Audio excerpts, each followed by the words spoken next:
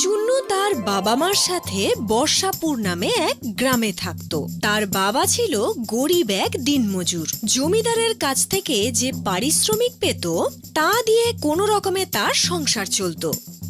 এই অবস্থায় যদি অন্য কোনো খরচা করতে হতো তাদের মনে হতো যেন মাথায় পাহাড় ভেঙে পড়ল।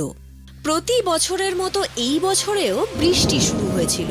চুন্নু ছাতা ছাড়া কোনো রকমে স্কুলে পৌঁছলো, কিন্তু তার দেরি হয়ে গিয়েছিল। তাকে দেখা মাত্রই টিচার বললেন, এই যে ওখানেই দাঁড়াও, কতবার আমি তোমায় বলেছি বৃষ্টিতে ভিজে এভাবে আসবে না, সঙ্গে ছাতা রাখবে তুমি।